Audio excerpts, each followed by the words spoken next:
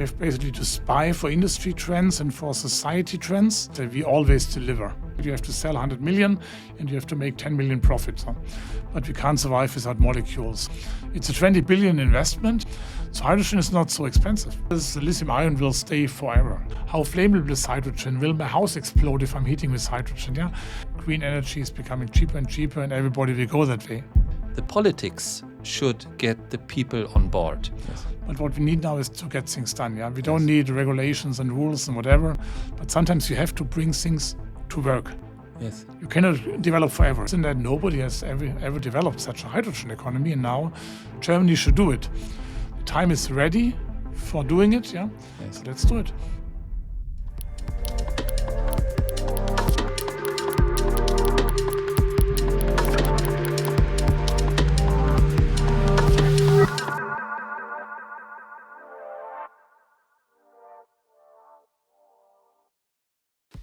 Hey, I'm Björn from Hyfindr.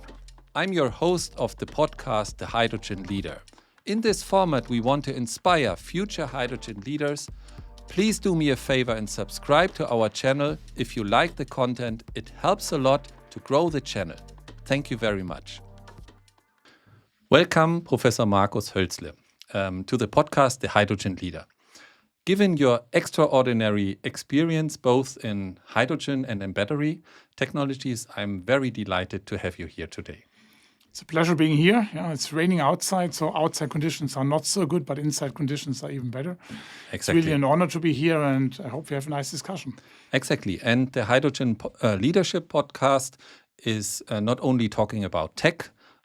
We have at Hyfindr a separate tech channel on YouTube, but we want to dive in to leadership, your career, and obviously your unique insights in the hydrogen economy.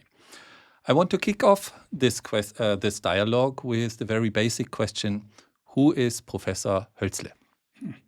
It's an interesting thing. It's a kind of synergy in between, I would say, industry and academia. It's a person that has been living in 3 continents, seen a lot, yeah, and always in the business life being driven by bringing things from an idea status into a product. That's what you're passionate about. That was my passion. That was what I'm doing since 25 plus years in different positions, different companies.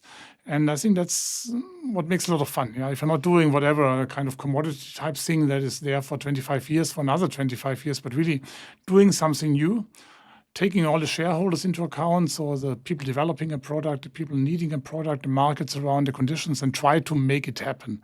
That's a little bit how I would see my job, to make it happen. To make it happen, okay. Could you please imagine a person that works closely with you? And what do you think are the 3 words she or he would use to describe you? A little bit looking into both maybe my wife and also my assistant on the job. They'll say, you're always ahead of time. Yeah, mm-hmm. You're thinking too fast. You're always what you think. I just try to understand, and you're already ahead and thinking next thing already. So I try to move on quickly. That were not 3 words, right? Yeah, but it's being ahead of time. Yeah. So thinking forward, thinking fast, being ahead, thinking fast. Great. Yeah. Realize, get things done. A little bit this flow. Yeah. I also have the impression. I learned that you are now having an academic role where you are a professor in Ulm for energy storage and also energy chemistry, if I understand correctly, as well as being a managing director of ZSW. We will talk about ZSW in more detail. But I could imagine that these 2 roles are very different. What type of duties do you have in both roles? And can you share whether you have a different leadership style there? Mm-hmm. So I think my duties at universities are really reduced down to a minimum. It's so-called the Jülicher model. It's a kind of, you're getting a professorship at university, you're basically called by university, you go through all the application cycle there, but then you are released, basically, and also you are released salary-wise. I'm basically was shifted to ZSW. They are paying my salary. I'm working there. Mm-hmm. And my minimum obligations at university is to do a 2-hour teaching and a 2-hour seminar, plus a little bit practical exercises. Mm-hmm. So that's a little bit how it works. So it's more at ZSW rather than university. There are different models around in Germany, but for me, it's, let's say, 90+% at ZSW and 10% university from a teaching point of view. Right. However, we also offer a master thesis, PhD thesis. So at ZSW, we have a total of at the moment, I think 35 PhD students, and I'm the official supervisor of these students too. So it means it also consumes time to read papers, to read dissertations, and tomorrow we have a defense of a PhD student, and that's a little bit the fun part also, I would say, because that's really science. Yes. And doing ZSW, what we will see later on, it's also a lot of administration there. And coming now to your role as a managing director of the ZFW, how would you describe your duties there? So I take care that we have enough coffee around for the coffee machine. Not really. No, it's delegated to people, but I have to take care whatever that the buildings are clean, that we're getting electricity contract, all this stuff that is related to properties, for instance. Yeah, that's a big difference to universities. The professors are not dealing with any property stuff. That's university, but it's all in our hand. It's all the pros and cons. Yeah. We had been building 3 big building complexes over the last years. I was kind of supervising this one. So it's a widespread field, really dealing from hiring people to basically managing a small company. So often I see myself as a little bit a manager of an enterprise. So we have a total of 30 million euros in sales. Our turnover is quite a lot, and 220 people. Yeah, that's big. Yeah, and this is a little bit of spread I'm working in. So my university professors don't recognize me as a real professor because I'm coming from industry. And the other entrepreneurs in the neighborhood don't see me as an entrepreneur because I'm a professor. Yeah? Okay. So I'm under the radar, basically, but I'm doing a little bit of everything. And this is, I think, really the fun part that I really like, because I got the economic skills in industry, I got the scientific skills in education, and I can combine them all. And there are not so many jobs around in Germany where you could basically do this on a daily basis. And as far as I got to know you from last year, with your credo, making it happen, I think it's a unique base to really make something happen, right? Because you really want to deliver also results, right? Exactly. That's a little bit also the ZSW as institute. Where is it coming from? It was founded 35 years ago, that time by the Minister President of the state of Baden-Württemberg, because he recognized that we have famous universities here like Tübingen or Heidelberg, but they're doing fundamental stuff. What is fine and great, and don't get me wrong here, Yes. But on the other hand, we have a lot of small enterprises, especially in this region of Germany, in Baden-Württemberg, and they need a tech transfer.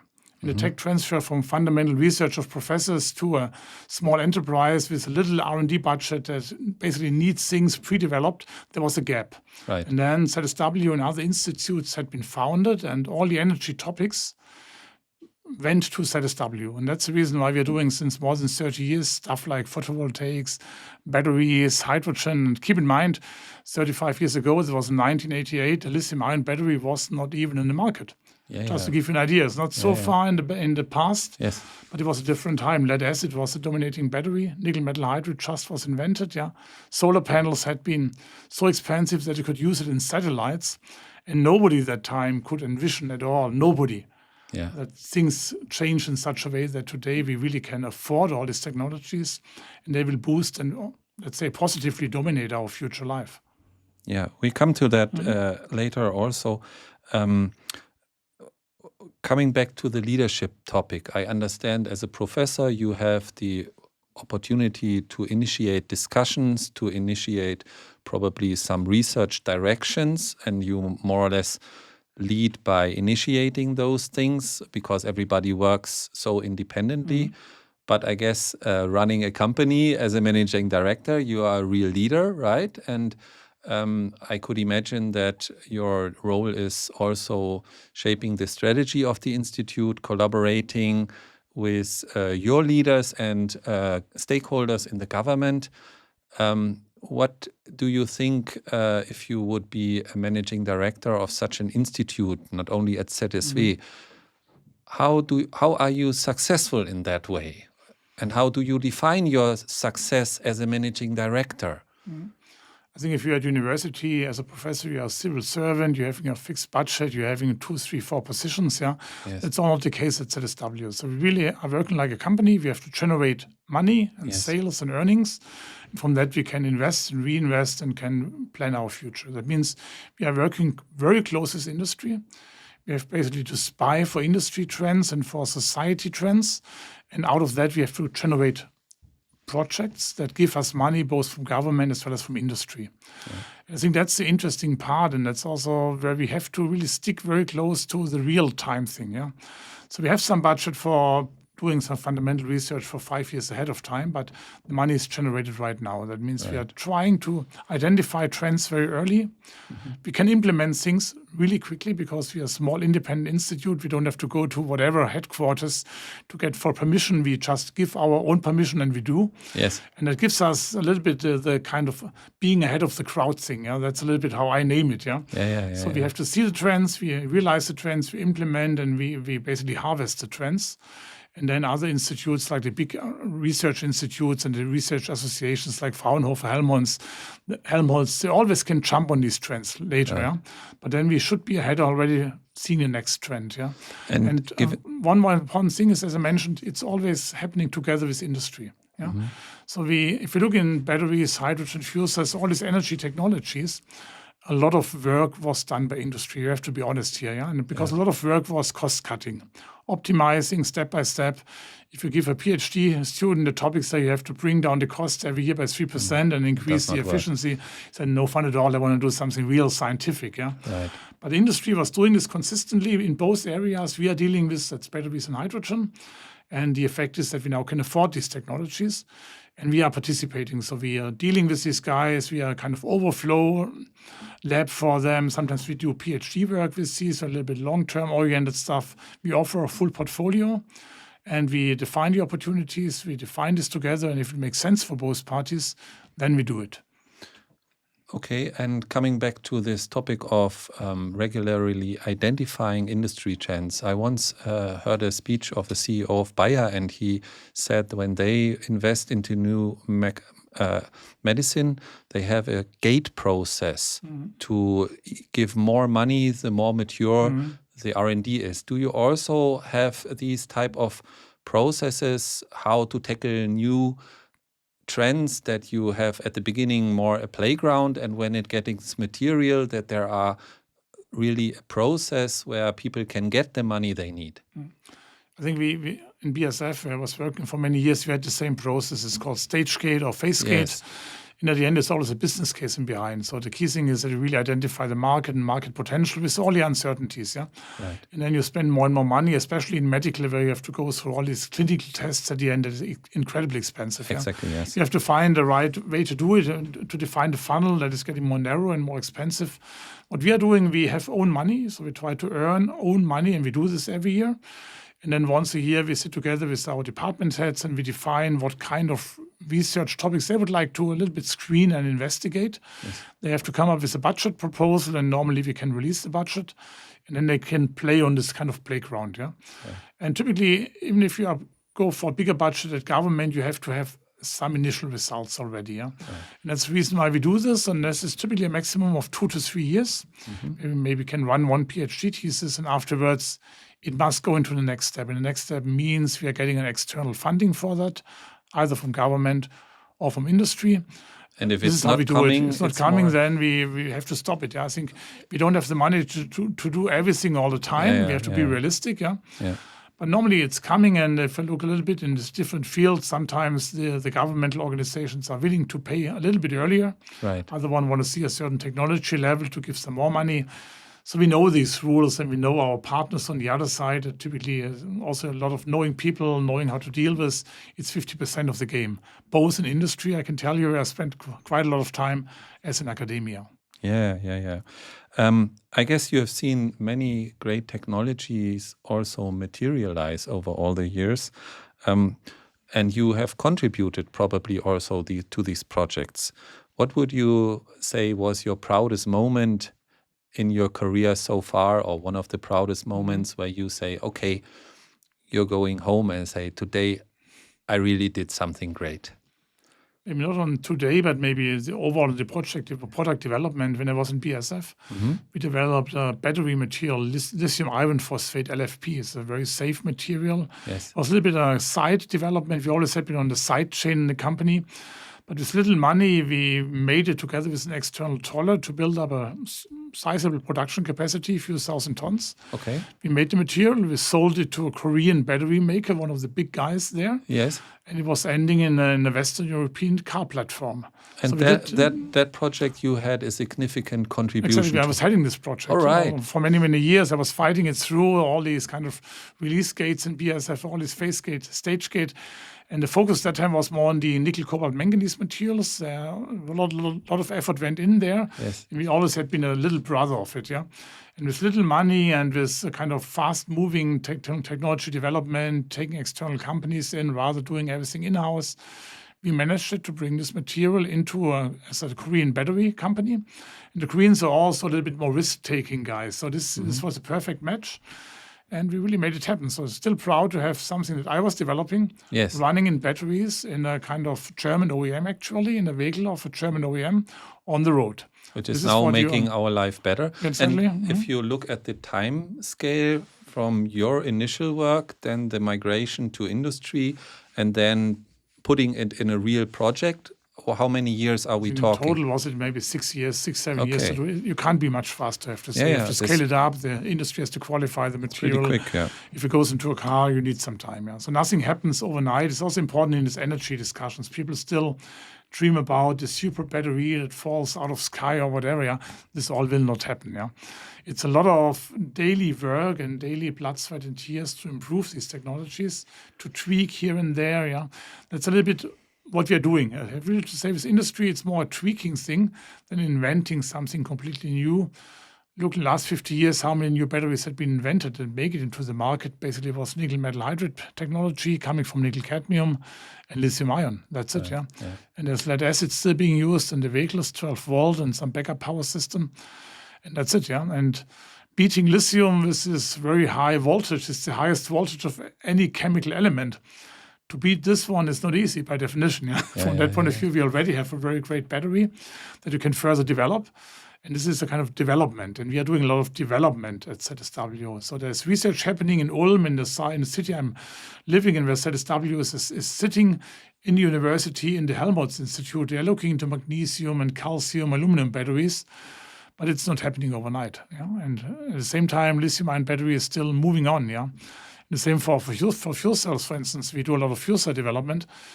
Technology that we see, a platinum catalyst, Neptune type-based membrane, and the setup we have for 20 years. But by tweaking it for 20 years, we can now reach 20,000 hours on stream without real changes in performance. Yeah, and I think that's a little bit what we see also as research. What my university professors would never classify as research, but it's more classification thing. At the end, we need both. Yeah. Still, if we bring this in the market and it's running, we still can work on cost reduction, looking on different catalysts, non-precious metals, stuff like that, yeah. But sometimes you have to bring things to work. Yes. You cannot develop forever, yeah. You have to bring a system in the market. It has to be on a truck, it has to be on a train, it has to be in an airplane like the fuel cells, it has to be in a car like the batteries, and then things are really boosting up, yeah. As an entrepreneur for my Hyfindr business, there are some rare moments where you believe that you can do it, but where you are not sure. And then there is this little decision point where you say, okay, I can make it happen. And I could imagine that as a doing research, you also have these risk moments where you are promising results to get funding, and the people simply trust you because they know you are a professional guy and you have delivered in the past. Do you also have in this R&D sector, where you offer also R&D as a service, these risk moments where you feel the pressure that you need to commit, but deep inside, you know, there is still work to do to check whether we can do it? Yeah, I think the English word is a kind of gut feeling. You need an idea in your body. You need a feeling that you can make it happen. Make it happen. You know the people. You know what has to be done. You have a good idea on what you are doing. Yeah, and I think at ZSW, I always make the jokes that we always deliver. Yes. So people like us because we always deliver results. We are typically not over-promising. We are never the cheapest in the game because we have a quite expensive technology park around. Yeah. And from that point of view, I think this is how we are running it. Yeah. So sometimes I would like to have a little bit more risk-taking people and set a little bit to try to make it happen. But we are a little bit more on the conservative side. But that's why industry is coming to us, I think, because they really know they're getting what they're asking for. If we go on governmental projects where the topic is asking for more risk, we can do it. And that's typically the PhD thesis, because at a PhD thesis, you never know the outcome. Yes. And sometimes it's pretty funny. If you do a quotation for industry, they ask you, what are you doing in 2 years and 6 months from now? Which sample are you testing? They say, so sorry, that's a PhD thesis, yeah? Yes. Because they're coming more, these automotive industry guys, they're coming more from part development. They have a certain part of the car, giving it to a supplier, and they develop it. And for us, it's not a part that comes out, it's an equation, it's a technology, it's something new. That's sometimes interesting discussions with procurement organizations of automotive companies. But we always get a deal done, and then we are working on it, yeah. But of course, we just to finish the other extreme is we do some battery tests or some hydrogen fuel cell tests. Of course, industry is giving us the requirements. Yes. We do a quotation based on it, and we get the order. We exactly run this test, yeah. So this is pretty easy. That's normal business. Yeah. So there are areas where you feel comfortable committing, and others you come from more or less your mission to deliver. Yeah, but I think I'm working in a field where I have experience. So that's good luck when moving from BASF to ZSW. I kept my area of experience and area of activities. Yes. And it's also interesting, yeah. And now we try a little bit to widen up that, because I have more ideas and to do, and step by step we can do this, as I mentioned, with our own budget to a little bit fun. Which direction are you thinking in that direction? Still, I did a lot of catalysis work at BASF, looking a little bit into catalytic applications. Yeah, CO2 capturing is done by our colleagues in Stuttgart. So we have CO2 and hydrogen. You can do a lot of chemistry. Yes. We will need the liquid fuel source in the future for certain applications like long-haul aircrafts. A little bit looking in that field, that would be pretty interesting, yeah. We have a lot of cement industry in Ulm. By the way, cement was invented in Ulm in the 19th century. Really? Yeah, really. So we still have two families still operating, two big companies, global companies on cement. That's also something, because it causes a lot of CO2 you can emissions. develop on cement something to low make it greener, CO2, right? Yeah. Okay. A lot of It's a specific investment happening, area of research. Yeah, exactly. Crazy. Green cement. So a little bit looking in these fields, yeah. Because people have to see, if you really want to become 100% CO2 neutral or CO2 free, you have to look in these applications. What do you do with cement and concrete? What do you do with asphalt on the road that is basically taking the residues of a refinery? Yeah? So a little bit you have to see the total picture. Yeah? And some of these so-called niche areas are overseen so far, but they are really important for us. Yeah? Because you want to drive something on the road and not back on the gravel like it in the past. Yeah. And the gravel, by the way, would also be kind of limestone, and then we are back at cement and stuff like that. So let's see. There's a lot of things to look into in the future. Yeah. And again, so we have these two mainstreams in my institute, batteries and hydrogen fuel cells, but there's enough area around to do some clever technology development. This is great, and all happening in Germany, right? Yeah, of course. And I noticed from your career, in particular at BASF, that you have worked in Tokyo as well, and in the US. And can you explain what type of roles did you have both in Japan and in the US by that time? In the US, it was a commercial role, a business management. So basically had a sales team and a product portfolio. It was in the field of chemical catalysts. Within BASF? Within BASF, yeah. And had this kind of responsibility, P&L responsibility, profit and loss. So basically you get your sales target, you have to sell 100 million and you have to make 10 million profit. So, and based on these two numbers, your whole bonus, the salary bonus depends on what is 30% of your salary, and then good luck. Yeah? Yes. Because if one of your competitors comes in, one of your competitor comes in with dumping pricing, what to do. So it was really about a commercial thing. But I mentioned, I always had this development, new technology thing. So in that time I had in parallel the global responsibility for the fuel cell development.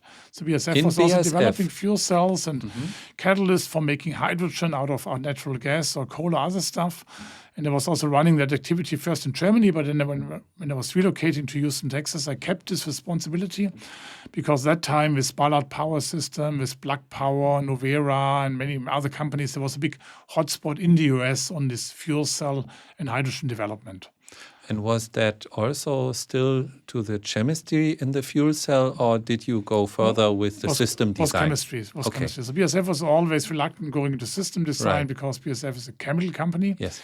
They are not good in treatment of steel, not good in welding and stuff like that and slitting. So it was always more on the chemistry. But I think in the battery, 70% of the value is chemistry in the battery, and the fuel cell is roughly 30%. Okay. The membrane is pretty fancy. This Nephron type membrane, the fuel cell. You have. How do you calculate that from the cost percentage? From the cost. Okay. And then in Tokyo, it was a different story. It was more on the technical side. Yes. I had the responsibility to build up technical teams in Japan, in Korea, and in China, and then also do a kind of technical sales activity to build this up, that we could understand the customer's needs and language and translate this into our own development in-house. Yes. So if you go to China and say the customer tells you something, and the Koreans and the Japanese, you try to put it together into a hopefully uniform picture that what the market needs. Yeah, maybe the Korean market needs something different to the Japanese and the Chinese. And if you visit 20 customers or potential customers, you're getting 20 spec sheets. I mean, 20 different specifications what these guys are looking for, and then to bring it into one development timeline into a product. That was then my task, and I had lab capacity in Shanghai and in Amagasaki, that's a suburb of Osaka.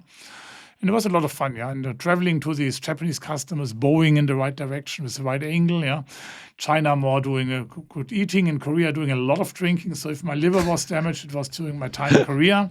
Oh, really? I can tell you, of course, I can tell you.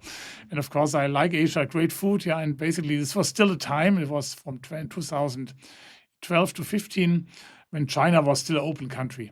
Okay. There was a very positive competition between China and Europe. Yeah. Everybody wanted to help each other and do it better. I really enjoyed that very much, I have to say. When was that? 12 to 15, 2012 to 2015. Okay. That's not too far away. Not too far away, no. In the last 3, 4, 5 years, things have been really turned into a bad mode, I have to say, But I guess you still have good contacts in these regions, right? Good contacts in the regions, I'm not traveling so frequently anymore as I did in that time. And I think it's still the same in Japan and South Korea. So South Korean people working a lot because they have this little country only. They have to sell globally. Japan is, from an engineering point of view, very similar to German people. That's why Japanese and German people they go along each other very well because they have the same mindset, And the Chinese are the bullish guys, But this has really now turned into a little bit more politics. What is a pity, It was a real pity, and you see a little bit what's happening in China. Of course, they had been catching up, closing the gap at least, And the fit of batteries with all the governmental support bypassed the Europeans, But you have to be honest, lithium-ion battery is an invention out of Japan, out of Asia. If you're discussing fuel cell, hydrogen, these technologies, these are basically European technologies. Yes. Where China is now trying to catch up again, And we have a chance to win that race if we now really speed up and bundle our forces. And coming back to the business culture, you mentioned it on a very high scale. So as far as I see, the US are very driven to deliver results fast. What I have heard, I don't have so much experience in Japan, is that their consens is very important, whereas the Chinese are also very fast in things. How would you compare the business cultures to Germany? You mentioned that Japanese business culture is similar somehow to German. How do you see that? I think business culture maybe in two directions. One is really business and management culture. Yes. I have to say, if you're a manager, it's great to be in the US or in Japan. Pretty easy, because in the US, you can fire the people overnight. Okay. So the people will strictly follow your advices. Okay. I think in Germany, you're often joking, we talk in English, but so for sentences that you better consider to do. So in Germany, you are very strict to say you do this. And in English, you have a nice wording around. Yes. So you have to learn that from a German point of view. You can never say someone, you do this now. You better consider, you make, or you think. So it's a little bit, but still people will follow you because you are the boss and you can fire them. That's. In Japan, you also are the boss, but you don't fire your people because they're working for you. It's a trust in both directions. Yes. But in real Japanese companies, people are sitting in the office until the boss is leaving the office, and then they go back home. Now, of course, I was in BASF US and BASF Japan. That's a mixed culture between European and American, European and Japanese. But on these things, how to make it, as the Americans, they want to make the deal like Donald Trump. They want to move things forward, and the errors are happening later on in the chain. And in Germany and Japan, you try to fix all the errors before you touch the product first. And then you need a lot of time to get to the point where you really bring a product in the market. And the Koreans and the Chinese are a little bit in between. They have many companies, everybody tries, There's money from government, and one will succeed, or 2 or 3 will succeed, Yes. There's a lot of failure and failing things in China too. That we don't hear about, We don't right? hear about, because China is 1.4 billion people. We are 80 Yes. million. That's a factor of 15. And there are 1,000 professors for batteries. I learned this last week in China. And there's 30,000, and there's 31 in Germany. 1,000 professors in China, put a lot and of 31 in Germany for of course. battery technology. Exactly. But we are 80 million people, and Chinese are 1.4, so it's factor 15 in between. Yes. 80, 30 times 15 is 500 roughly.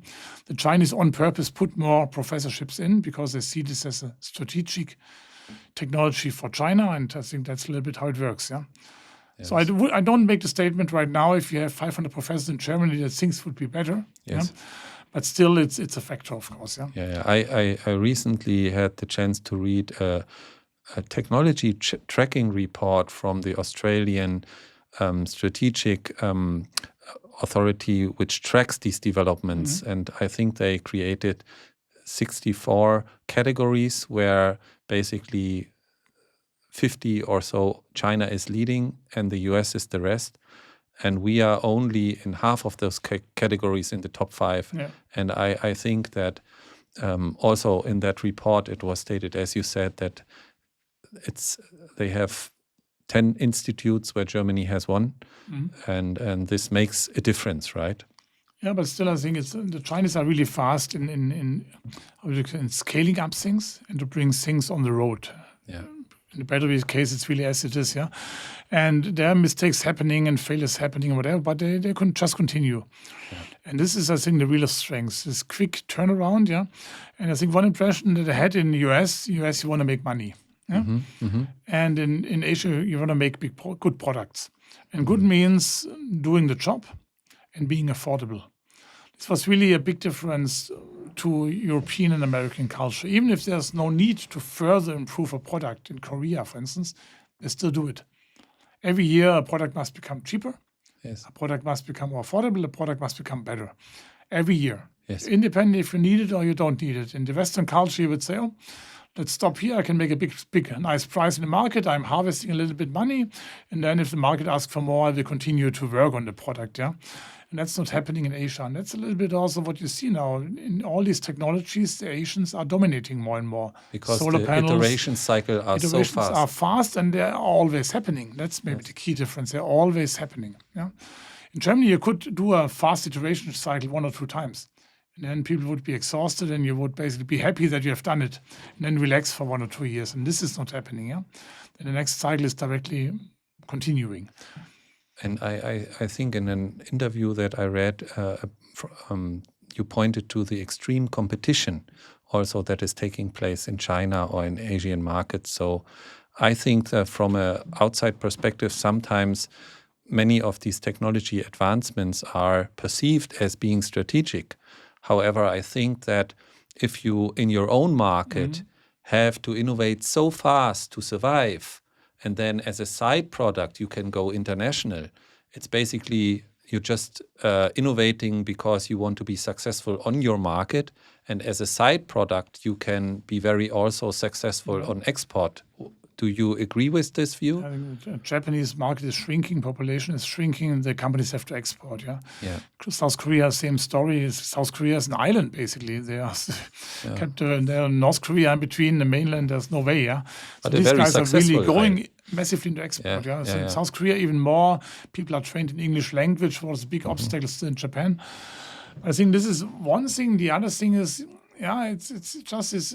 I often make the case, say, well, if you are a student there in Japan or in China, you have to learn this 2,000 characters to write in your language. Yes. And in Japan, people have to speak correctly and have to write correctly in the 9th grade.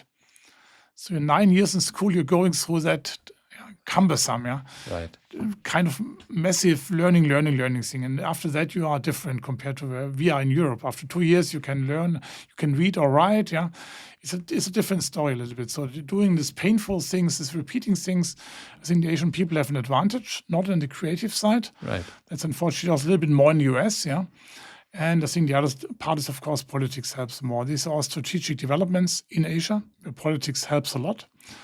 And I think we are somewhere squeezed in between. I'm not worried that we can make our way, yeah. Yes. But what we need now is to get things done, yeah. We don't Yes. need regulations and rules and whatever. I Make think it happen. the funny joke is the Chinese have a very good supply chain for lithium-ion batteries. They secured everything, yeah. Yes.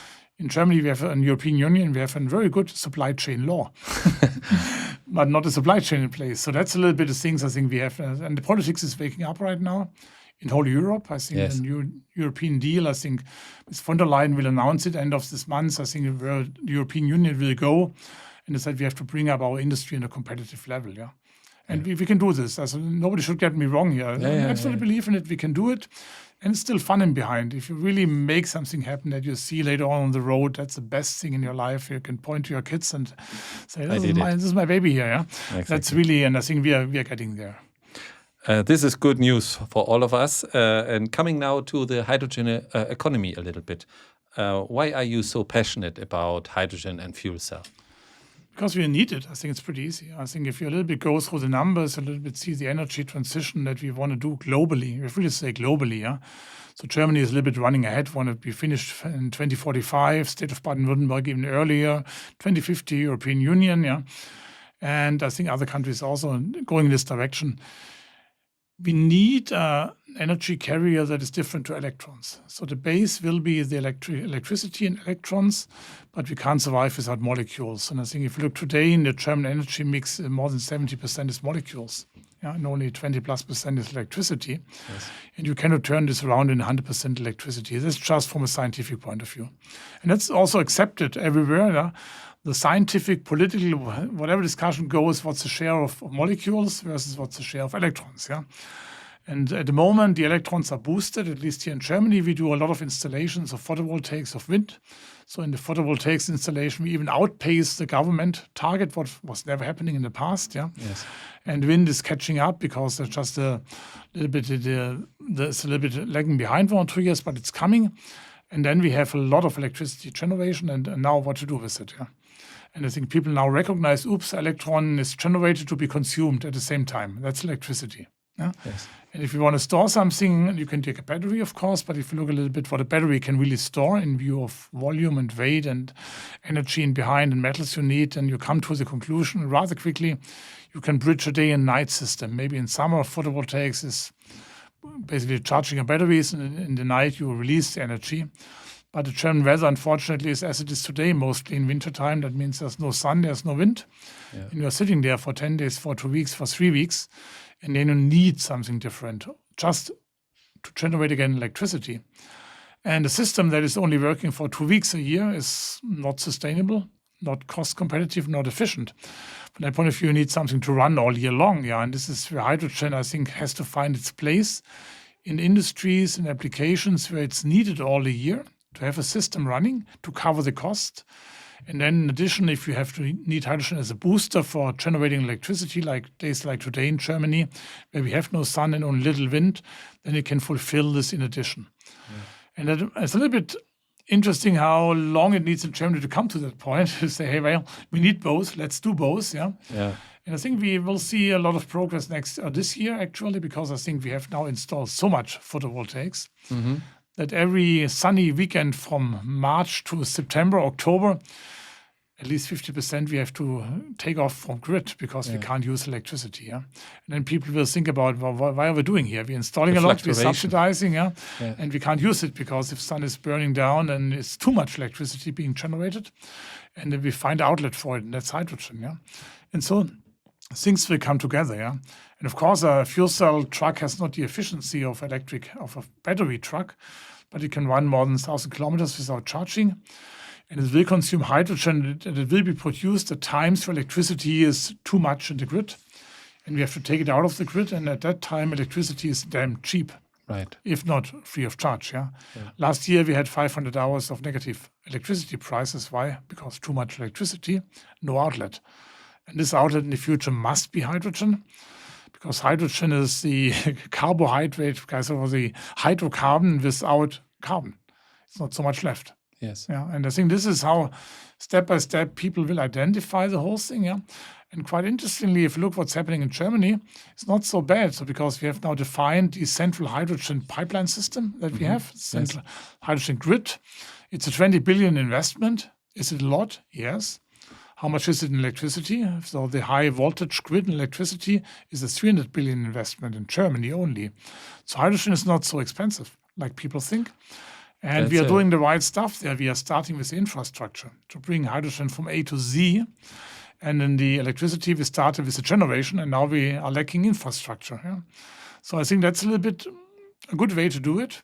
However, because it creates pressure, right? It creates pressure, and it goes a little bit in the future. Yeah? And that's a little bit maybe the only drawback. In Germany, to plan a 10-year future, it becomes more and more tricky, not to say impossible, because many people of concern are raising up during the 10 years and always tell you it will not work. Yes. But I think that's how it should work. So Germany is the only country in the world that has defined this hydrogen grid. Yeah. Oh, really? Basically, it's 11,000 kilometers. Yes. It's pretty clear. It has to be built. It has to be built. It's a law. Yeah. There are basically companies around that will do it, mainly the gas companies running the gas pipeline grid. They will build new pipelines or they will convert pipelines. It's all basically defined. Let's do it. And at the same time, we now have to generate hydrogen. That means we have to find suppliers. We have to do it in the country. And from that point of view, I'm really optimistic. And the more we will see, electricity is a lot, but it's not all. This will come, I think, over the next 2-3 years.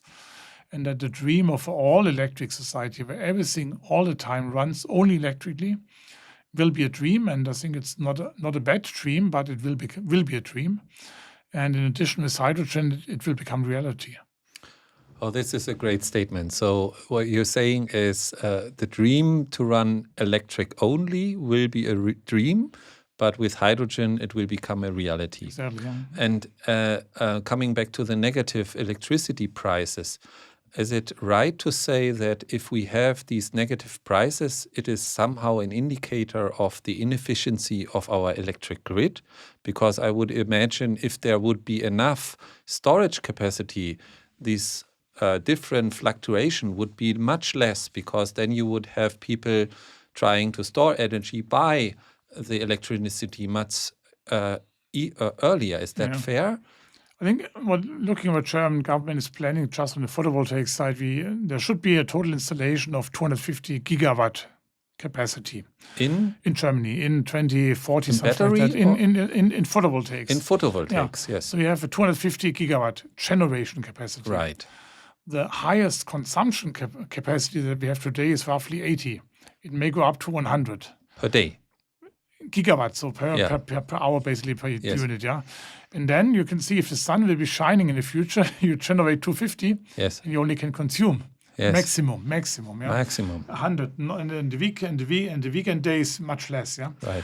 That means you have to store a lot, and it's a huge amount of electrons that you have to store. And if you calculate it for batteries, there's some calculation around. My students did it, so that means the capacity that Tesla is playing in Grünheide for batteries, you would have to run the facility 200 years to deliver all the batteries to feed Germany for 1 week in the winter. If there's no sun and no wind, it doesn't work. You would need a hell of metals coming from mines and stuff like that.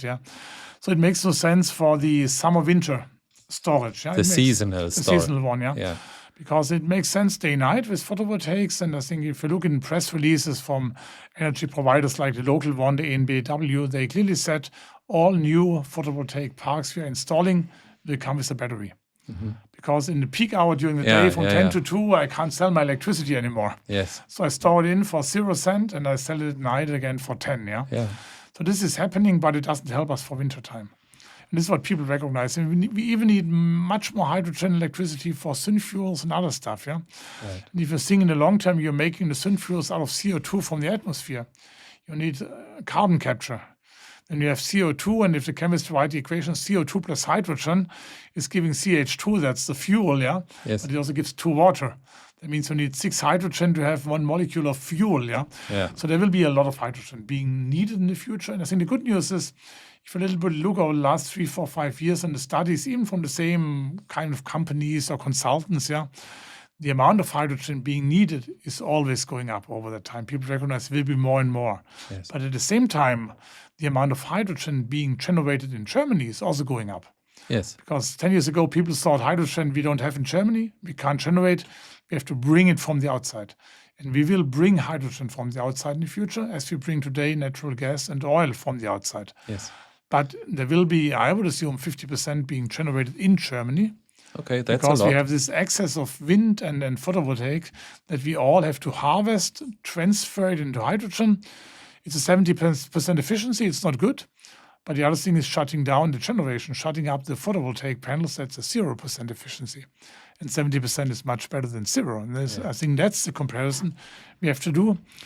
And again, it's German technology. So all these things you need for pipelines, for valves, for storage, electrolysis, you can all buy made in Germany fuel cells. Even the machinery company behind who building the assembly lines for fuel cells, made in Germany. So this is basically a good way to generate wealth for the society if we really push for that direction. Yeah. Look into automotive batteries. Right now, not a single automotive battery is coming made in Germany. There are installments in place. CATL is producing. In Erfurt, you have to say, yes, Volkswagen is now investing. Porsche is doing something. It's a little bit coming. Yes. But it's not that you develop something. You basically get a copy-paste from an Asian development to be produced in Germany, having the label made in Germany, but this is a little share compared to the overall demand. Yeah. This can be a different story for hydrogen if we now just say, let's do it. Let's install it and let's plan for it and let's go for it. And then step by step, things will come together.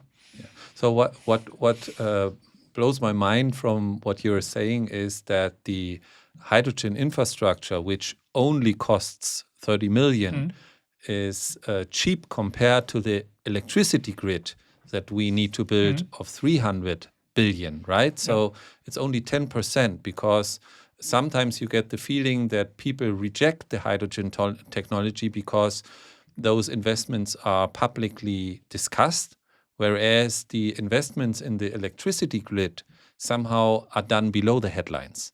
And then you get this misperception. But what you're saying is that first we need both to really create a good grid, but it's not the case that hydrogen infrastructure is costly compared to electricity infrastructure. It's not at all. I think it's also comparisons how much energy you can transport, Yes. with a kind of high voltage cable and with a pipeline, basically. If a pipeline with a meter diameter with hydrogen, you can transport as much energy as you do with 8 high voltage lines, basically. Yes. So the transport of electrons is not so good, and basically in view compared to molecules.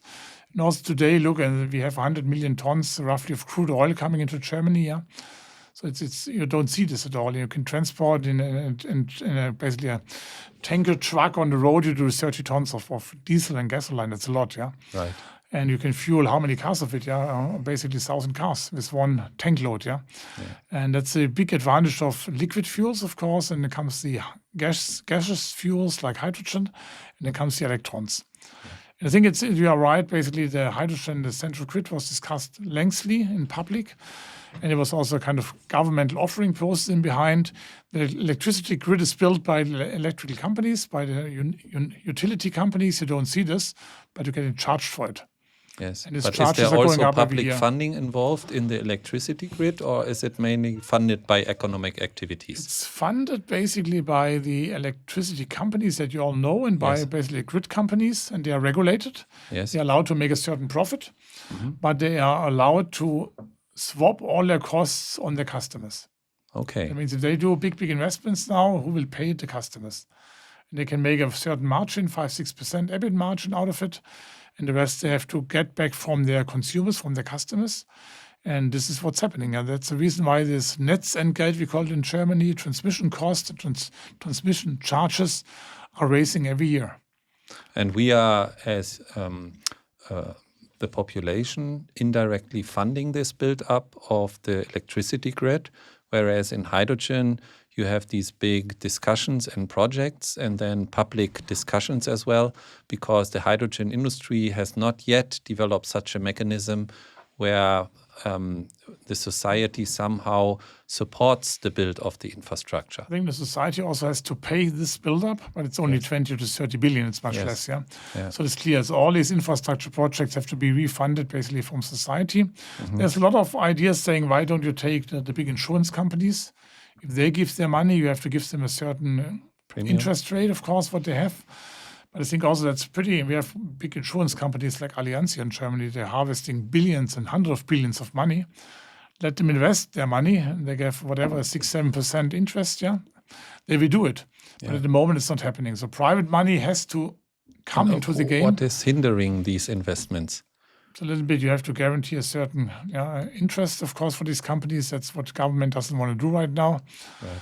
So, but I think it will come more and more. You need private money into that field. And I think US is a little bit more advanced, but also there, the Inflation Reduction Act gave a kind of guarantee for the investors. Yes, this I read about. So people looking I can understand investors saying, I'm not sure, hydrogen, so many discussions around, will it come, not come, competing technologies, and so on and so on. And investments are big.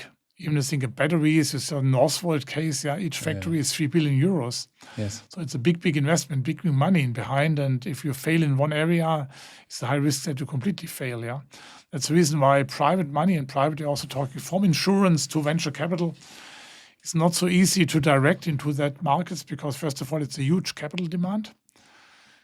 A lot of politics being involved. Nobody knows what the new German government will decide. That's what I wanted to refer to. What Donald Trump has decided all the way back now. Yeah. Still, he will not stop the thing. By the way, I'm 100% confident. But these are uncertainties. It's not an uncertainty in a non-regulated market where you are dealing with IT development, software development. You can plan much better. You have it easier to collect venture capital money, especially. And again, as soon as energy is involved, because energy is society. Society is the voting right, and the voters are deciding on your government. So you're closing basically a loop, and that loop can go either with a right spin, a left-hand spin. You never know. That's a little bit the thing how we see. But I think the underlying things, green energy is becoming cheaper and cheaper, and everybody will go that way. Right. You can't change anymore. Even Donald Trump cannot change it anymore. I was visiting Texas again in September last year with my wife after many years. There are many people having money. They're having a lot of land there. There's a lot of sun there. There's a lot of wind there in the Texan Panhandle. They're doing their job. They're investing. Yeah. And this is America. They want immediately you get the results immediately. You do investments, next day you get your money. And from that point of view, you will not stop it there. And I think, of course, Elon Musk. This is good news. I think it's good news there. And I think the Inflation Reduction Act, what the US had in place, what was very helpful, it basically secured that you get the manufacturing in the country. This was the whole story. They said, okay, they do some import duties to block a little bit the import. At the same time, they gave money for companies to do it in the US. Right. And that's a little bit what I think will also come in a certain way also in Europe. It has to come. Yes. There's a little bit in the last European calls for electrolyzers. There was already a mandate in that 50% of these electrolyzers must be made in Europe. Mm-hmm.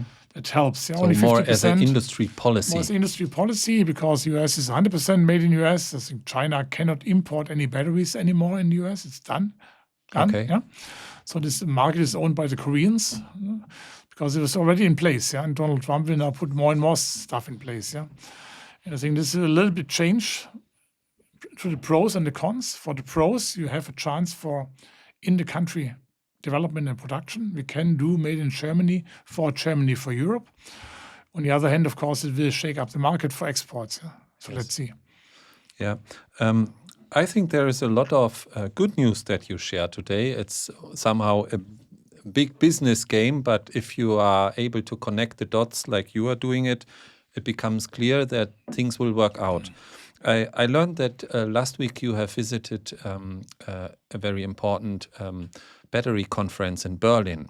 And as batteries still play a role, are there any trends that you can share here which might affect our view on how new technologies emerge? And the battery thing is really interesting. So when I started my battery activities was in 2009 in BASF, 16 years ago, when BASF entered that field. Yes. And then there was in Germany a lot of Agratech, one of the big research organizations doing strategies for government. They kind of formed teams and everybody in, and we defined the German battery strategy. It wasn't official like that, but people had been shaping up their mind and say, what's next? So it was pretty clear. We have lithium-ion battery 16 years ago. And the next one will be a so-called lithium-sulfur battery. Mm-hmm. And the third one was a lithium-air battery. That's a mixture between batteries and fuel cells. Everybody was 100% sure that's it. So what do we have today, 16 years later? We have a lithium-ion battery that is much better. and much, much cheaper than we thought at that time. Yeah, so much, much cheaper and much better, yeah? And still improving. Yeah.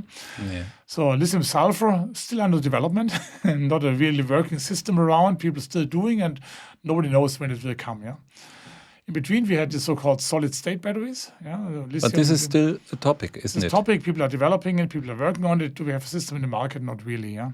The fun part in English, it's called all solid-state battery, ASSB. Yes. Now people call it almost solid-state batteries because they put a little electrolyte in. Yeah. And I think these batteries and they also can burn and stuff like that to make a hybrid thing. Yeah. Because the real goal is difficult to reach. Yeah. But out of a sudden, we have a sodium-ion battery. What? Sodium ion. Sodium ion. Okay. Came out of China, out of the blue. Okay. It came out. It was a development. People had been working on it, but nobody thought this will happen so quickly. Out of a sudden, we have a sodium ion battery, and we have first commercial products in the market. A lot of Chinese companies, but also startups in the US and UK and France are bringing these products, and they're not so bad. I have to say, you don't need lithium anymore. You have sodium. Sodium is basically rock salt. Meersalz, Kochsalz in German. You get it everywhere. Yes. In the best case, you don't need any nickel, any cobalt, all of this toxic and expensive stuff. You don't need a copper foil. You all can do aluminum, a lot of benefits. Yeah? And that came out of the blue. And I still think, so what's next? I'm careful in telling what's next because there have been so many surprises on the way. But what is really for sure is the lithium ion will stay forever. Yeah? Right. And because lithium has the highest voltage of all chemical elements. And there's enough lithium around. Of course, you have to open up the mines, and there will be a lot of recycling kicking in the future. So lithium ion will stay because it's a perfect, superb battery. If there are new batteries coming up, like sodium ion, it's driven by cost. And maybe something for certain applications. Lithium sulfur is still under development. Why? Because the weight is only 1/3 of lithium ion for aircraft applications, for instance. But everybody knows working for aircraft industry, to qualify a new product in aircraft is whatever, 20 years. And to qualify a new safety-relevant product like a battery into an aircraft is 20 plus years. Right. That means let's see what the future will bring. I still have to work for 10 years, so maybe I will see the direction there. But given the rapid advancements, I think we can trust that there will be progress. There will be progress happening, of course. And I think the idea is now, if you look at the aircraft, you have all these vertically moving up and down aircrafts. In Germany, we have Lilium, Volocopter. They are dealing with batteries, lithium-ion batteries. Right. On the mid-distance intercontinental flight in the US and Europe, I think we are more looking into into fuel cell applications with liquid hydrogen that really brings you up to 3,000 kilometers. Yes, that's that's crazy. pretty interesting. And the funny part is you are not exhausting in emitting basically water vapor. That gives you these condensed stripes in the sky that also are in discussion to generate whatever, more rain or less rain. Yeah, you basically only generate water at 80 degrees. So you can drop off your water or use it again in the toilet of the aircraft. Yeah, so a lot of things, synergies in behind. We have a big project with Airbus in our institute, and it looks good. Yeah. So in the public perception, I have the feeling many people have lost faith in hydrogen fuel cell cars because they think that the race was won by the battery electric only cars. Is on academic level still there a passion for fuel cell and hydrogen technologies? So the race is still open, or would you say it does not matter, we need to look at the use case? What is your view? I think the academics is looking more into next generation materials. Like I mentioned, in the fuel cells contain today a platinum catalyst. They say, well, platinum we don't need or we don't want to have. It's correct. So where's the platinum coming in the future for the fuel cells? It's coming from the exhaust catalyst of the trucks, because a truck with an exhaust catalyst is a diesel engine. It's platinum based. The platinum from the converter, for the off-gas converter, is going into the fuel cell. Yeah. Yes. Still, there would be nice to have no platinum. This is what academia is looking for. Yeah. Yes. So we have a first generation that is used in cars today, that will go into trucks and other applications, and we have to industrialize this generation. That means we have to get the costs down by automatic fabrication, manufacturing, and tweaking here and there. And that's, by the way, the same that happened in batteries. If you take your mobile phone today and if you open up your battery, the materials that are in this battery are the same that had been awarded with the Nobel Prize 30 years ago. All right. So now let's look at the hydrogen economy as a whole, because I think we have touched upon this great insights that actually the infrastructure is not so cost intensive compared to the overall electricity grid. A lot has been talking about the challenges on scaling up the industry. What do you think are the main challenges? I think what do you need to get something running? You need a generation, you need a transportation, you need a consumption, also for hydrogen. If you look on the consumption side, there's chemical industry around, there's paper industry, other industries that need hydrogen. So there's industry ready to take hydrogen. So you have to bring the hydrogen to the industry. You need transportation. You need the pipeline grid, what we discussed. Yeah. Yes. Of course, you need a subgrid and stuff like that. But this is a kind of conversion of natural gas pipes into hydrogen pipes. And then you need a generation, of course. Yeah. And generation means you either do it in the country, for instance, here in Germany, via electrolysis and excess electricity, or you buy the hydrogen and it's generated somewhere else. Yeah. And these three things you basically have to develop at the same time. And that's the challenge. That's a challenge, yeah. And I think we develop in a future that is nobody has done this so far. Yeah, to be honest, yeah. I think if you have to make decisions in that, nobody has ever developed such a hydrogen economy, and now Germany should do it. And Germany is not the greatest country to move in the future with the spirit, yeah, and then do brave developments and encouraging something like that. But I think it's running, yeah, because we have now the grid, we have the consumers. And now we have to look into the generation. There's now new funding projects coming out from government subsidizing electrolysis. So I think we're in a good way, this generation, transportation, consumption. All right. And I think this consumption is depending on the production and or the generation, as you said, but it also needs to be imported, right? So Germany will be dependent also on hydrogen imports, right? Yeah, I think that's pretty clear. And the share is still on discussion, but as I mentioned, the share was 100% in the past, now already down to 50%. But we will need hydrogen coming into the country, as we do today with natural gas and crude oil. That, by the way, is 70% of our primary energy. And if you look into transportation sector today, everybody is driving on crude oil, kind of diesel and gasoline, 100% dependent on imported energy. And there was one crisis in 1973 where everything was still damned cheap compared to today. Yes. Today we wouldn't see this as a crisis anymore, but so far we always had a stable supply. And I think this will also happen in the future. So we have to bring in hydrogen. The good thing is, in the crude oil case, you have to go to the countries where oil is in the ground.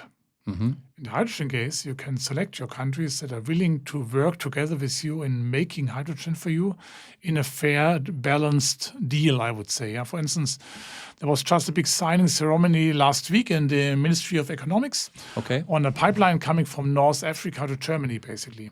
Yes. Coming from Tunis, crossing the Mediterranean Sea, Sicily, Italy, going all up way to Northern Europe. Yes.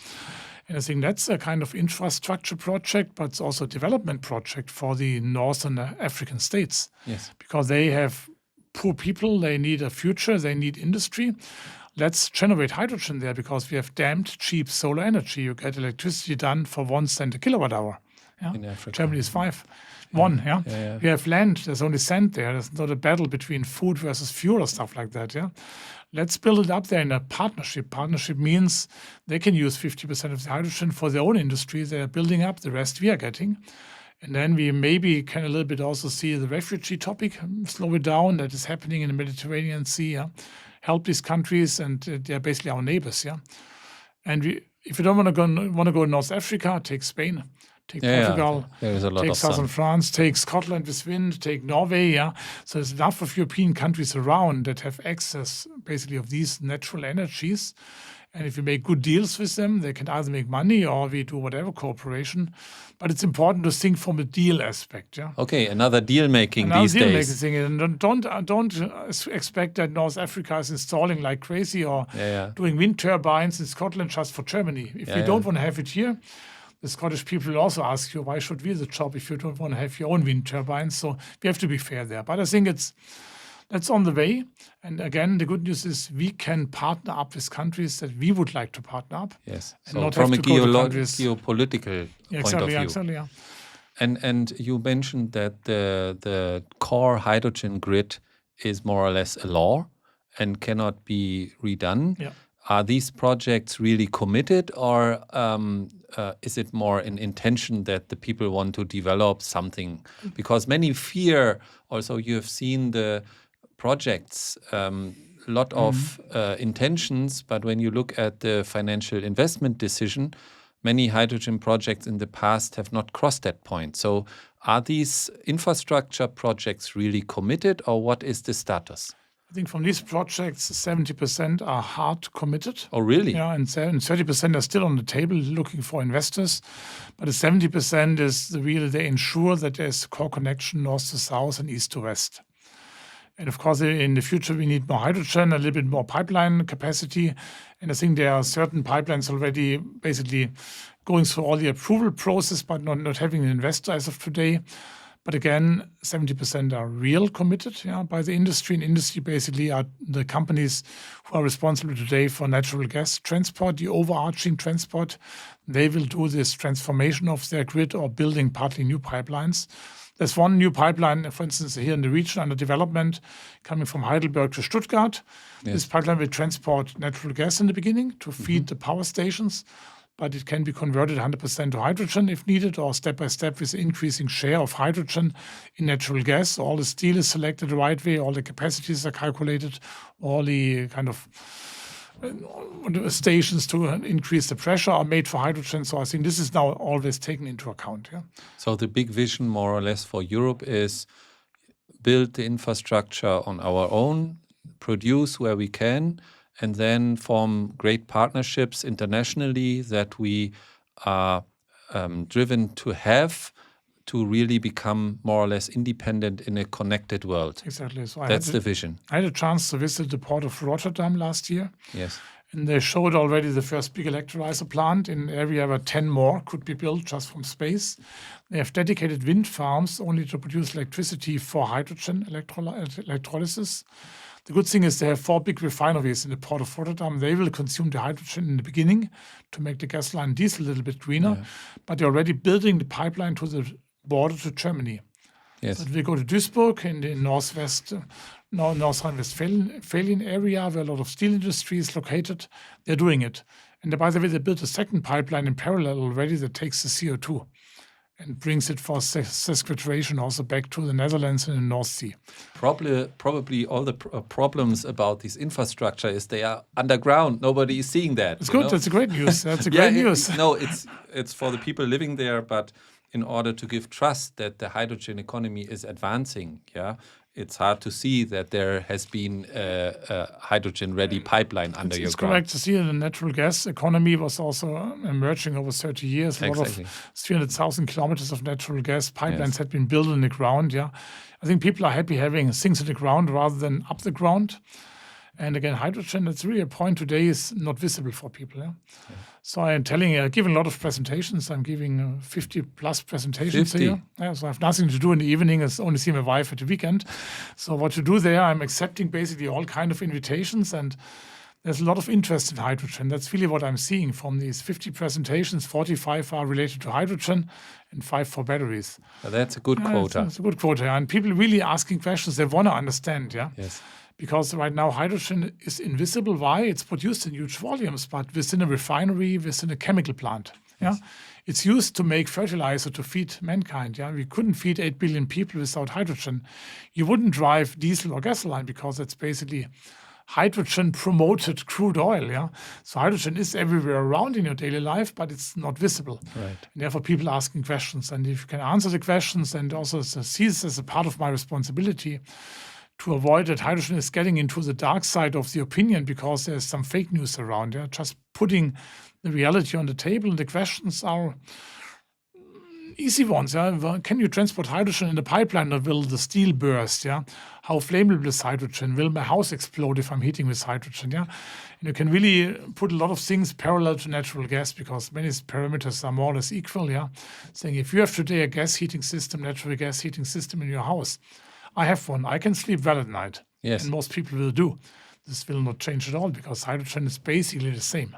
Period. And I think that's what a little bit people would like to know and to understand, to come to a personal view and opinion on hydrogen. And the least thing that we need is that we are now getting some fake news on hydrogen without any scientific base, and people are moving in their mindset in the wrong direction.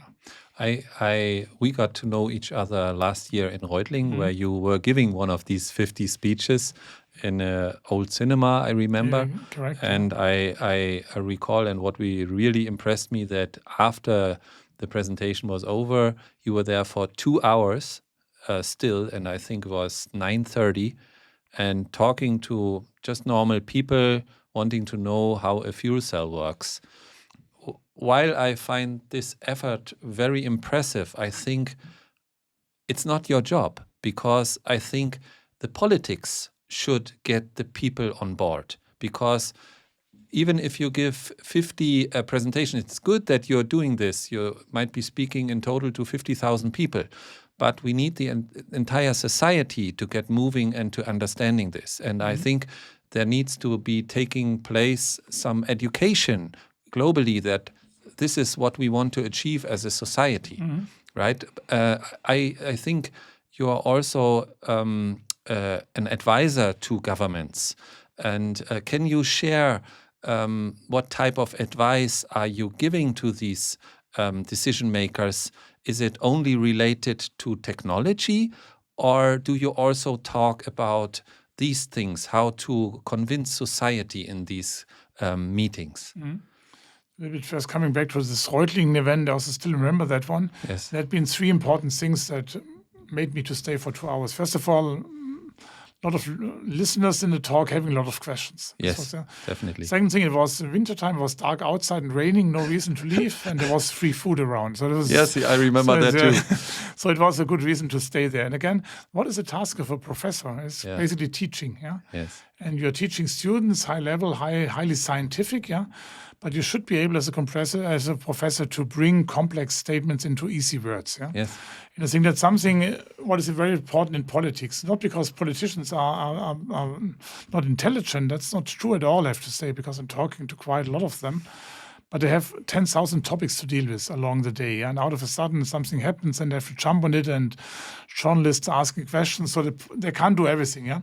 So you have to bring the key things to politics in easy words, but very important for me in scientifically correct, easy words. To avoid fake news. And to do this on a repeating basis. So on repeat things on a regular basis and in easy words. And easy words must contain the truth, the technical truth, also a little bit the society and scientific truth. So that's a little bit what is different to teaching students. But you learn this if you deal with politics. Still, you have to know it's politics. They are not obliged to take it. They can still say, well, good, nice information, thank you, and doesn't make use out of it, and put their focus somewhere else, But you have to go into this discussion, and you have to do it with all parties that you have around, including parties not being a friend at all of hydrogen. These parties exist, and you should go in and ask why, what's your problem, and then you always can come into a discussion. What I also learned that this professor title helps a lot. So it's really something I was not aware of that. You're getting invited, people listen to you, and you're going to discussions. But if you really deal with politics, so my approach is first of all to bring the scientific facts easily packaged, understandable to politics. The second thing is to link it a little bit into this complex network of society, economy, and technology, because this is basically the frame where politicians always are in. And I think would be too easy for me to step out of that and saying I'm only doing science talk. It doesn't help a politician in his decision making or her decision making. But again, I'm not making politics. It's also important. It's not my job to influence politicians in one direction that I personally like, because that would be politics.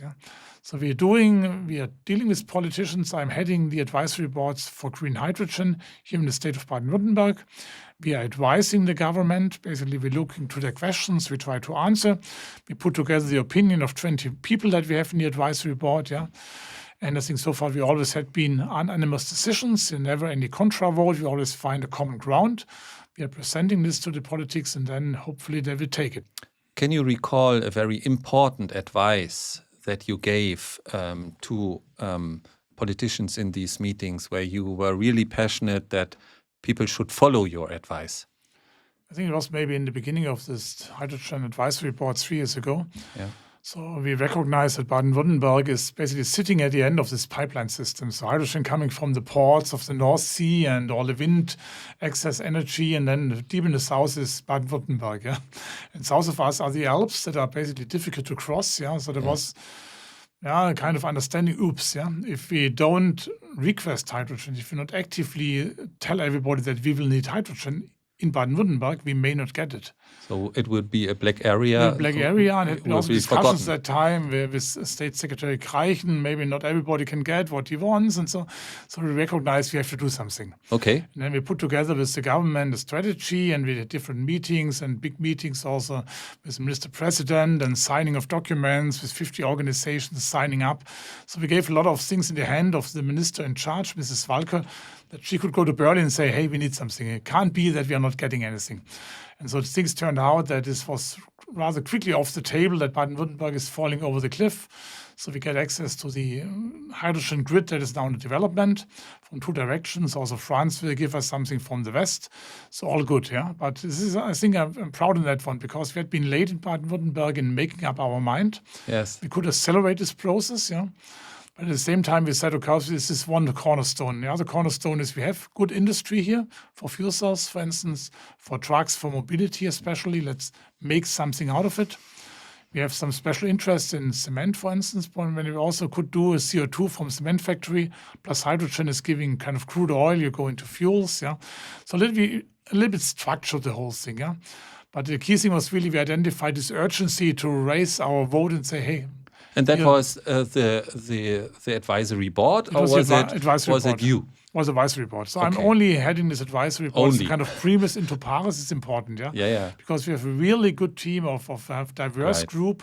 But the interest is really to make something out of hydrogen, not at any price, not in any application, but to make hydrogen happen. That's pretty unique, I would say. And I still remember this document. We had been working day and night. At the end, you always have to bring all the opinions in, yeah. But we made it. It gave a nice document to the ministry. It gave a high-level meeting with Mr. President, a big signing ceremony. Yeah. And then everybody knew Baden-Württemberg must become a hydrogen country. We need access, and we are ready to commit also our technologies to make it happen. And in that you also connected Ulm, right? Or because I learned that there is now also a pipeline plan to Ulm, and that you somehow were instrumental in that, say. Yeah, we are also looking in the region, but it's more regional stuff. We also have some responsibility. Yeah. But the advisory board was really on Baden-Württemberg level. Yes. But I'm also heading an advisory board, not heading, but being a member of an advisory board at the Ministry of Transportation in Berlin. And there are also big questions are coming up. How will we get the hydrogen? Yeah? What is the transport mode of hydrogen? Is it hydrogen? Is it methanol? Is it ammonia? So a little bit these questions. Which are the countries outside Germany supplying us? What are the regulations that we need? So a little bit on the higher level, more the federal level. Baden-Württemberg is more, what can we do for our industry here? So different viewpoints on the same technology, and at the end, you need both of it. Yeah. And I learned that you have been awarded to be an Ulmer Köpfle last year. So that is probably for the smartest people in Ulm.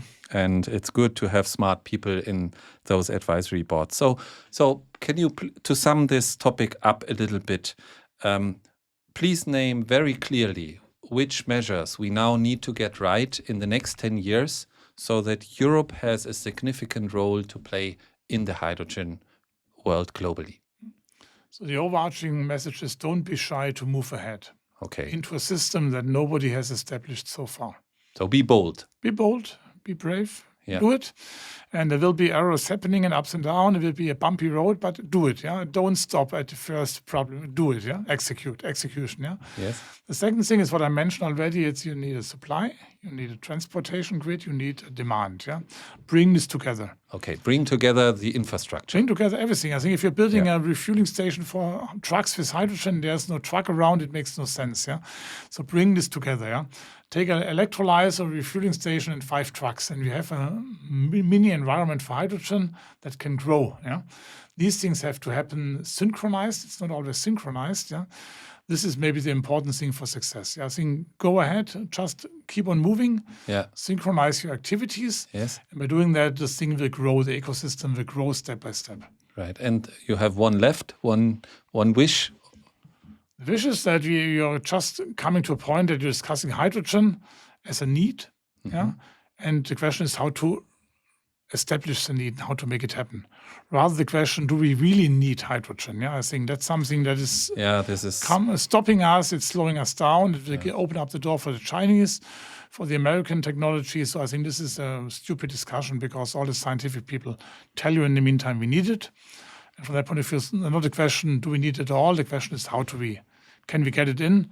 Not to overload the people, not to overload the budget of the people, in a smart way. And I think again, let's keep on walking. That's the key thing. I think another thing that we need, because building this will take decades, is smart people. And you are a hydrogen leader already and work with students. Are you still seeing significant interest on your student side that we can trust that there will be talent coming into the industry? I think we have an overall lack of students in natural science and engineering. But I have to say from these students, a good share is looking into these energy-related topics. I think if we are looking back 30 years, when we had been in the 20s, or you want to save the world, you want to do something good. Yes. Later on, you have obligations with feeding a family and paying off a house or something like that. But I think in this age, you want to do something good. And this motivation is visible. It's really visible. And we try to give these people a room to develop. If they later on move into different industry, that can happen. But I think a lot of our students, the last 5, 6, 7, 8 PhD students that I had in fuel cells and in batteries, they went into the fuel cell and battery industry. Right. So we trained the people, we educated, and they could implement their knowledge into products. And I think that's anyway the story of ZSW, that we would like to enable the people. And people coming to us, they know that they're not working on the next generation stuff. They're working on the needs today. And again, we are getting sufficient amount of people. So we have not a lack of people applying at ZSW. And I know the same for other professors dealing in the field, both of batteries and fuel cells. And coming to the skills these young professionals need, what do you think is important to make a career in the fuel cell or the hydrogen industry? I think if I'm looking back on my career, I never planned a career like that. So careers are happening, and it depends on the circumstances, being at the right place at the right time, having the right mentor and stuff like that. And also the basic skills you don't have. If we're getting people in, they're building a battery for the first time, they assemble a fuel cell for the first time. We are a training center. We are educating. I'm the professor title. That's what we are doing. Yes. And even if you go on the working floor, on the blue-collar floor, if I need someone to say, I need a person who's running my fuel cell test bench, if you write this in the job description, you're getting 0 applications because these people don't exist. So we train them. And I think that's a part of the job. From that point of view, the only skill that I'm expecting from someone coming in is interest, openness for new things, and creativity. These are the things that people should have. If someone comes in saying, I want to do the same thing every day, so please go into assembly line to Mercedes, but don't go into a research institute. But and probably the rest, also trained. Perseverance to push through. Yeah, of course, but this we will take care for that. Okay, you take care about that. So this is exciting. Please, I see all the optimism that you have for this industry, which is inspiring me as well. I would kindly ask you to come up with a closing statement for our listeners. Why should people be positive about the hydrogen and the upcoming future?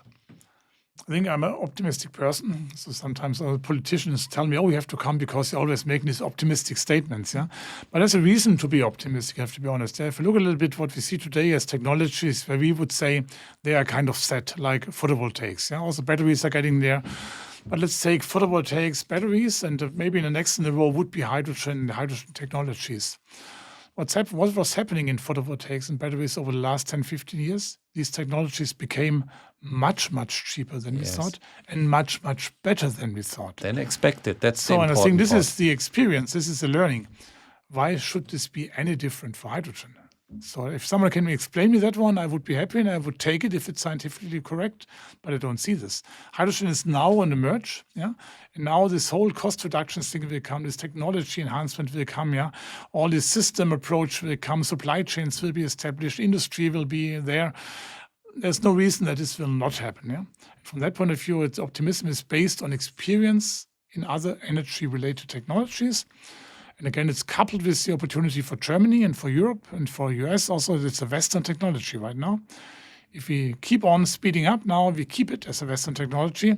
There's no need to open the door for the Chinese and to say, well, we're still considering, because then they will do it. And I'm not blaming the Chinese, don't get me wrong here, yeah, because it's in our hand. That's maybe the message, yeah. And yes. I'm optimistic. The scientific facts are in favor.